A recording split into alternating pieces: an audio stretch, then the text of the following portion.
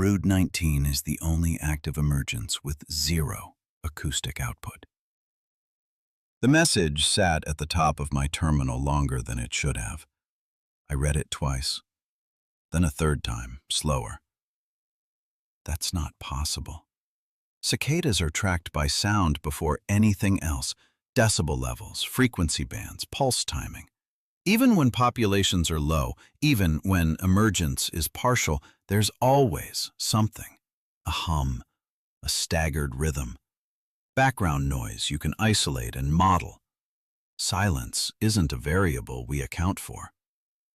I pulled up the national brood map and filtered for active cycles. 12 regions lit up across the Midwest and along the eastern seaboard, every one of them tagged with live acoustic feeds. Waveforms flickered across my secondary monitor, dense and chaotic, exactly what you'd expect from peak emergence. Except for one.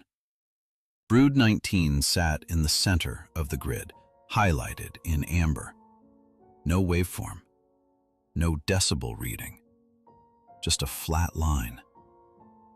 I adjusted the gain manually, boosting sensitivity well past recommended thresholds. The system flagged it immediately. Signal distortion likely. I overrode the warning and pushed it higher. Still nothing, not even static. That's when I checked the ground sensors. Soil displacement readings were coming in at consistent intervals, tight clusters, rhythmic, matching known emergence patterns almost perfectly. Temperature shifts confirmed surface breaches. Root systems showed stress signatures from mass movement below. By every measurable metric, Brood 19 was active. But the microphones heard nothing. I leaned back in my chair, eyes drifting to the environmental overlays. Wind speed in the region, normal. Tree movement, minimal. Wildlife tracking tags, deer, birds, small mammals, showed a sharp drop in activity over the last 48 hours, like the area was being avoided or emptied. A notification blinked in the upper corner of my screen. Supervisor review, priority flag. I opened it. No greeting, no context, just a single line appended to the file. Do not rely on acoustic confirmation for Brood 19. I stared at it for a long moment. Then slowly I pulled up the incident logs. Because if we weren't supposed to listen for it, something else already had. The protocol file wasn't where it should have been. Standard brood procedures sit in the open directory, shared, versioned, updated every cycle.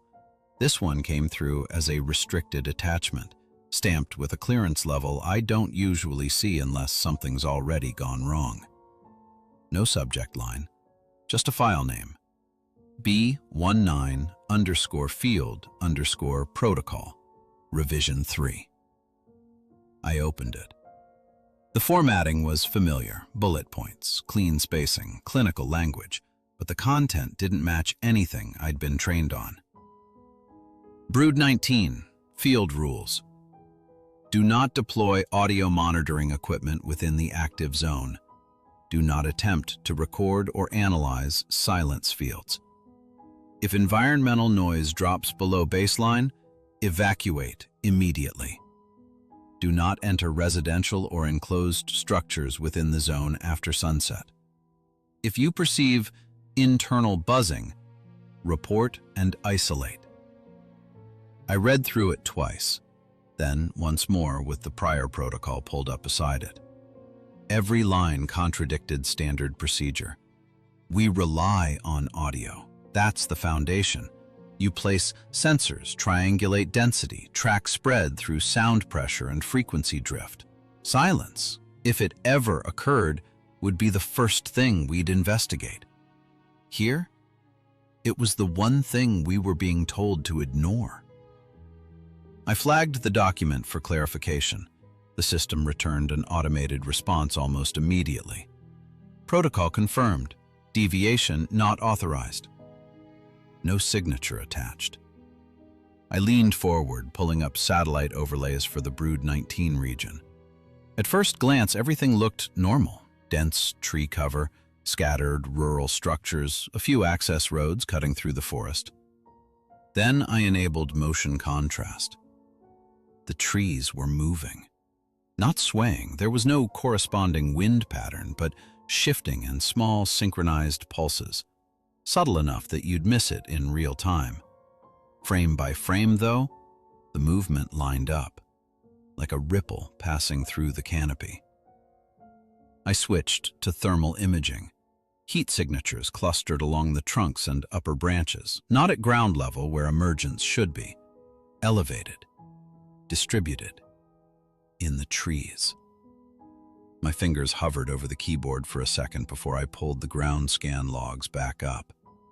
Soil displacement was still consistent. Something had come out of the ground. It just hadn't stayed there. Another file had been attached to the protocol, partially redacted, access limited. I forced it open. Incident summary. Field Team 3. Most of it was blacked out. Locations, names, timestamps all stripped. Only the final line remained visible. Subjects exposed to Brood 19 exhibit mimicry behavior within approximately 6 hours. Mimicry. I sat back slowly, eyes drifting again to the rule set. If you perceive internal buzzing, report and isolate. Not environmental, not external, internal. The cursor blinked at the bottom of the screen as another notification appeared, quiet, almost easy to miss. Live feed available. Field Team 3 archived. I hesitated. Then I clicked it. Because whatever those rules were trying to prevent, they'd already failed once. The file opened without video, just audio. A timestamp flickered briefly, corrupted, unreadable, before stabilizing into a continuous waveform display across the bottom of the screen. Flat. No background noise, no environmental bleed, not even microphone static. Just a clean, empty line. Then a voice cut in. Control, this is Field Team 3, we're on site. Nail, calm, professional. Slight compression in the signal, like it had been filtered. There's nothing here. A pause. Confirm visual, trees intact, ground cover normal, no visible emergence clusters. Another voice, farther from the mic. It's too quiet. I glanced at the waveform again, still flat. The first voice continued, slower now. Ambient readings are off. We're not picking up insects, birds, anything. Even wind noise is minimal. A soft rustling sound followed, fabric shifting, maybe a hand brushing against equipment. But it came through muted, like the edges had been shaved off. We're moving toward the center marker. Footsteps. They should have been loud, dry leaves, twigs, uneven ground, but what came through the recording was wrong. The rhythm was there, but the sound itself felt dampened, like it was being absorbed. Seconds passed. Then, do you feel that? The second voice again. Feel what? A pause. It's not a sound. The line crackled, briefly, sharply, and for half a second the waveform spiked, then flattened again. It's like pressure in my ears. Silence stretched, long enough that I checked the timestamp to make sure the file was still playing. Then the first voice returned, tighter now. Control, we may have... He stopped. Not cut off, just stopped. The second voice came back, closer to the mic this time. I hear it. A third voice, new, uncertain. I don't hear anything. It's faint, the second voice said. Like a hum. No, not outside. He inhaled sharply. It's closer. The waveform didn't change. No spike, no pattern. Nothing that should have registered as sound. but the voices reacted anyway. "That's not possible," the first voice said quickly. "Check your equipment. We are not—" "I said I hear it." Something shifted in his tone. Not louder, clearer. "It's structured," he said. "It's not random, it's—" A pause, then, very quietly, "It's repeating." The recording glitched. Not a hard cut, more like a brief distortion, as if the file itself had been stretched and snapped back into place. When it resumed, the ambient silence felt heavier, compressed. The second voice spoke again, but this time, it was perfectly even. Flat in a way that didn't sound human. "It's not outside," he said. "It's inside." No one responded. A few seconds passed, then the first voice returned, controlled but strained. "All personnel, fall back to the perimeter. We are not equipped for— We're not tracking the brood." That same voice cut him off, calm, certain. "We're not tracking the brood." Another pause. Then, "It's tracking us." The recording ended without warning. No static, no fade, just silence. The waveform remained flat. I stared at it for a long moment, waiting for something, anything, to register. It didn't. But as I reached to close the file, I realized my hand had stopped moving. Because for just a second, I thought I felt it too. I didn't close the file. Instead, I pulled up the regional map and overlaid Field Team 3's last known coordinates. If what they described was real, if the absence of sound was localized, then it should show up somewhere else in the data. Silence doesn't exist naturally. It has boundaries. I started with environmental baselines: wind speed, insect activity, ambient decibel averages pulled from nearby monitoring stations. Most of the region read exactly as expected: low-level nighttime noise, fluctuating but consistent. Then I enabled anomaly detection. The map shifted. At first, it looked like a rendering error, sections of terrain dimming slightly as if the system had lost resolution. But as the overlay stabilized, the shapes became clearer. Circular, soft-edged, spreading. I zoomed in. Each circle marked an area where ambient sound had dropped to near zero. Not just reduced, but completely absent. No insects, no wind, no background interference of any kind. Perfect acoustic voids. My eyes tracked one of the zones as it updated in real time. It was moving, not drifting with weather patterns or expanding randomly, but shifting with direction, purpose. Slow, deliberate movement across the terrain. I pulled historical data. The system populated a sequence of timestamps, mapping the zone's position over the last 48 hours. A path emerged. It crossed a two-lane road at 2:11 a.m. 30 minutes later, a missing persons report was filed from a house along that route. I felt a tightness settle in my chest. I selected another zone. Same pattern. Movement. Pause. Then a report. Vehicle abandoned. Driver unaccounted for. A third. A fourth. Every silent zone aligned with a disappearance. Not before. After. I switched to traffic cameras. The nearest one still had archived footage from earlier that night. Grainy, low light, but clear enough. A small house sat at the edge of the frame, porch light casting a dim yellow glow across the yard. Trees surrounded it, dense, unmoving. The timestamp ticked forward. 2:16 a.m., nothing unusual.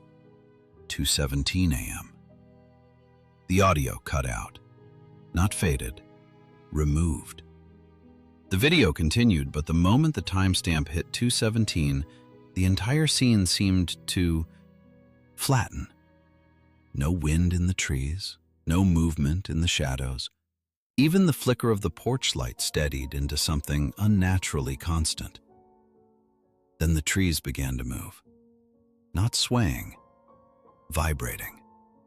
Subtle at first, barely visible, but increasing in intensity, the branches trembling in tight, controlled pulses. The house didn't react. No lights switched on, no movement inside. The front window reflected the yard like a mirror, and for a moment, I thought the room behind the glass was empty. Then something shifted. A figure stood just inside the window, perfectly still, facing outward, not moving, not reacting. Just there. The timestamp rolled forward, 2:23 a.m. The sound returned. Wind rushed back into the audio feed. Leaves rattled violently as if catching up all at once. The porch light flickered again, uneven, natural. The trees stopped moving. The figure was gone. I scrubbed the footage back, watching it again, slower this time, frame by frame. The moment the silence began, the figure appeared. Not walking into frame, not approaching the window, just present, as if it had always been there. I paused the video, staring at the still image, zoomed in. The face was too dark to make out details, but the posture, rigid, attentive, like it was listening. Behind me, my workstation let out a soft notification chime. I turned back slowly. A new silent zone had just appeared on the map, closer than the others. Much closer. And for the first time since I'd started tracking them, it wasn't moving. I didn't open the new zone right away. Instead, I pulled clearance. Level 3 access isn't something you request casually. It flags your ID, logs your session, and usually triggers a follow-up review within the hour. But whatever Brood 19 was, whatever those zones were doing, it wasn't going to make sense without context. The request sat pending for 3 seconds. Then, access granted. No delay, no authorization chain, like the system had been waiting. A new directory appeared on my terminal. CCU, internal, /brood19 / containment status. I opened the first file. Classification update. Brood 19 no longer meets criteria for insect-based emergence event. Reclassification pending. I felt my jaw tighten slightly as I scrolled. Supporting documents filled the screen, cross-agency reports, biological analyses, field summaries. Most were heavily redacted, but enough remained to form a pattern. Initial studies had confirmed normal cicada physiology, exoskeleton structure, wing formation, neural clusters. On the surface, unchanged. But internally, there were inconsistencies. Vibratory organs showed abnormal density. Neural pathways appeared reorganized, less distributed, more centralized. Like the insects weren't processing signals independently anymore. They were relaying them.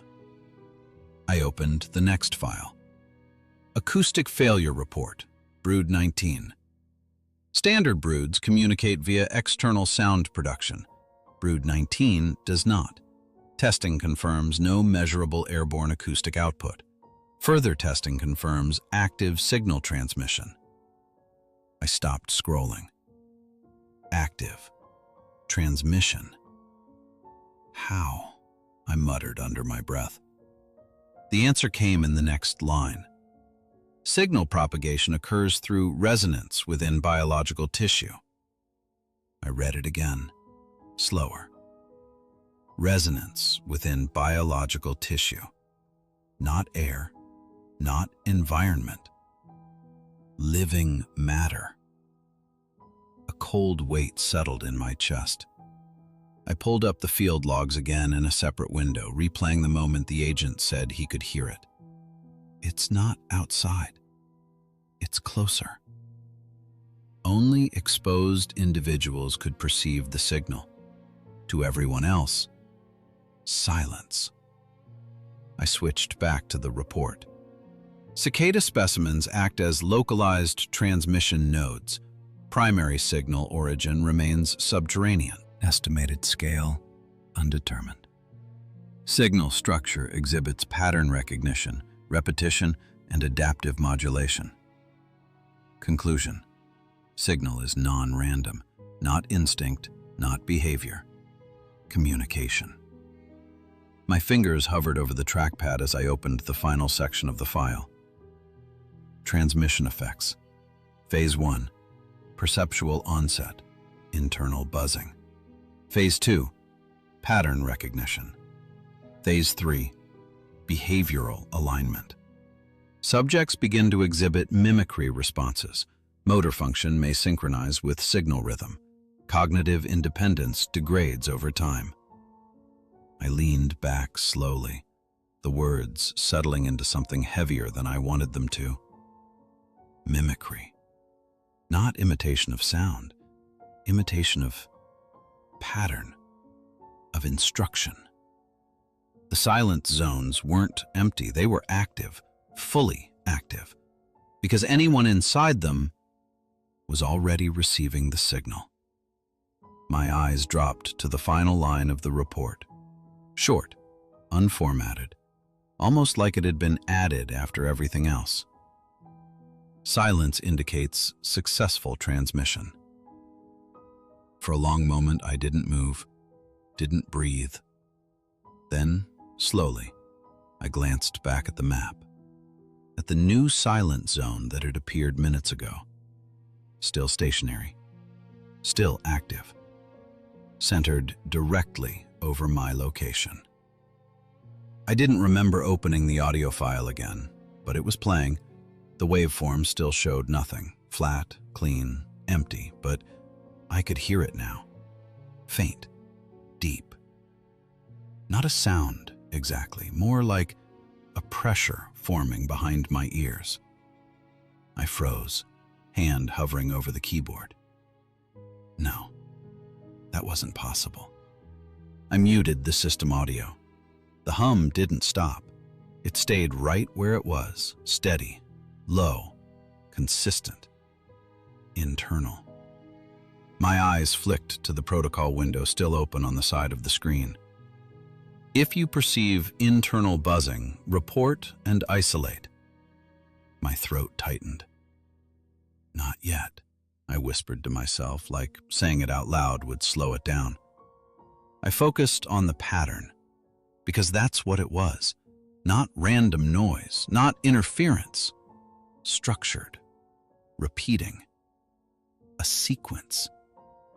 I pulled up a blank input field and, without thinking too much about it, started tapping the rhythm out with my fingers. Short, pause, long. Long, pause. Short. My hand stopped. I hadn't decided to do that. The pattern continued anyway, somewhere deeper, just out of reach, like I was only catching the edges of it. I dragged the field log back into focus and replayed the segment where the agent first reported hearing it. Before, it had been silent. Now, there it was, layered beneath his voice, a low, pulsing vibration perfectly synchronized with the cadence of his speech. Like he wasn't just talking, he was following something.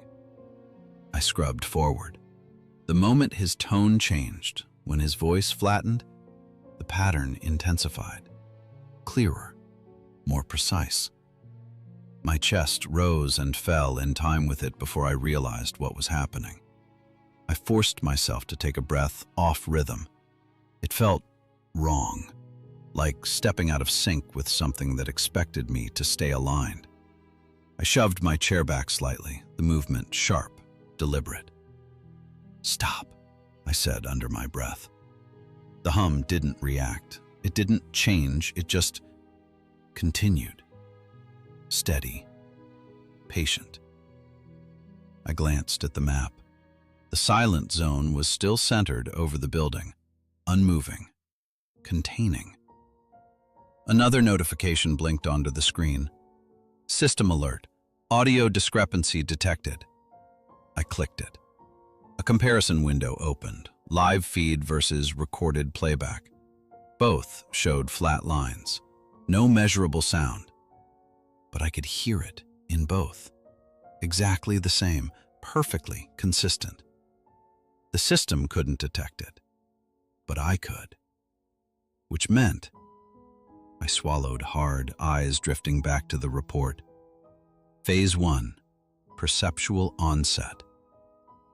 Not yet, I said again, quieter this time. My hand moved before I realized it, hovering over the keyboard, then pressing down. Tap, tap, tap, pause, tap. I jerked back, pulling my hand away like I'd touched something hot. I hadn't chosen that. The rhythm was getting clearer, not louder, closer. I opened a new log entry, fingers unsteady now. If this was happening, it needed to be recorded, documented, even if I was already too late. I started typing. CCU. Internal log, operator entry. Onset of internal resonance confirmed. Signal is structured, repetitive, non-random. Perception persists independent of external audio systems. Possible early-stage alignment. I paused. The cursor blinked at the end of the line. Waiting. The hum shifted. Not in volume, in pattern. Adjusting. Like it was responding. My fingers lowered back to the keyboard. Slower this time, more deliberate. Understanding of pattern increasing. I stopped typing, because that wasn't what I meant to write. My breath caught, shallow now. The words stayed on the screen. Accurate. True. I stared at them for a long moment. Then quietly, I added one more line. The emergency directive came through without warning. No alert tone, no escalation banner, just a quiet overwrite of the active protocol window. CCU, directive update, Brood 19, containment no longer viable. Do not isolate affected personnel. Do not attempt signal interruption. Transition to passive observation. I read it once, then again, slower. Containment no longer viable. My eyes drifted to the map. The silent zone hadn't moved. It had expanded. Not rapidly, not violently, just enough to reach the edges of the surrounding blocks. Clean, circular, precise, deliberate. Other zones across the region were doing the same, spreading, overlapping, connecting. I pulled up the national view. What had been isolated anomalies were beginning to form a pattern, not random coverage, not environmental spread, alignment, a network. My breathing settled into the rhythm without me noticing. In, hold, out, pause. Perfectly timed. The hum wasn't faint anymore. It was clear, layered. Multiple sequences running together, interlocking, precise, each one fitting into something larger. I could almost understand if I just listened. I leaned back in my chair, eyes half-lidded, focusing on it. Not resisting this time. Following it. There was structure there. Meaning. Not words, not exactly, but something close. Instruction. Coordination. My terminal blinked. A final report field had opened automatically. CCU, internal. Final operator log. My hands moved to the keyboard. No hesitation now, no uncertainty. The rhythm guided each keystroke, spacing the words, pacing the thoughts. Brood 19 is not an emergence event. It is a synchronization process. Cicada organisms function as surface-level transmitters. Primary signal originates below ground. Scale remains unknown. I paused. Not because I needed to think, but because the pattern shifted, expanding, welcoming. Transmission occurs through biological resonance. Subjects do not hear the signal externally. They receive it. Integration progresses in phases. Resistance decreases as alignment stabilizes. My fingers stilled for a moment, then continued. Silent zones indicate successful integration fields. Absence of environmental sound is not loss, it is replacement. I glanced toward the office window. The city outside should have been visible. Streetlights, passing cars, distant movement. There was nothing. No motion, no sound. Just stillness. Contained. For a moment, I thought I saw my reflection in the glass. Then I realized it wasn't mirroring me. It was slightly out of sync, breathing just a fraction ahead. I turned back to the screen. The hum deepened. Not louder, fuller, complete. Global spread is ongoing. Subjects are not being removed. They are being aligned. I stopped typing. Not because the report was finished, because the realization settled fully into place. Clear. Certain. There had never been missing persons. No disappearances. No gaps in the data. I hadn't been tracking loss. I'd been tracking completion. My hands returned to the keyboard one last time. Brood 19 is not silent. I hesitated, just for a second. A small, fading instinct pushing against the rhythm. Then, you just can't hear it yet. The cursor blinked at the end of the line. No further input required. The system didn't prompt for submission, didn't need confirmation. The report saved itself. Behind me, the room remained perfectly still. No hum of equipment, no ventilation, no distant noise from the building. Only the pattern. Steady. Endless. Waiting. And as I sat there, listening, I realized something else. The rhythm had changed again, not expanding, not searching, settling, like it had finally reached the number it was counting toward. And for the first time since the signal began, it felt complete. If you're hearing this, then the file made it out. It wasn't supposed to. Most CCU reports don't leave the system once they're reclassified. They get archived, sealed, or overwritten, especially when containment fails. Especially when the threat isn't something you can point to anymore. Brood 19 is still active. There hasn't been an official update since this report was logged. No follow-up, no resolution, just silence. If you're anywhere in the Midwest or along the eastern zones, pay attention. If the nights feel too quiet, if the insects stop making noise, if the air feels heavier than it should, do not ignore it. And if you ever start to hear something that isn't coming from outside, don't try to follow it. Don't try to understand it. Because according to the last available data, that's how it begins. If you want more recovered reports like this, cases that were never meant to be public, make sure you subscribe to Campfire Horror Stories. New files are uploaded regularly. Some of them are still being updated. And if you've ever experienced anything like this, strange silence, unexplained patterns, sounds that didn't come from anywhere, leave it in the comments.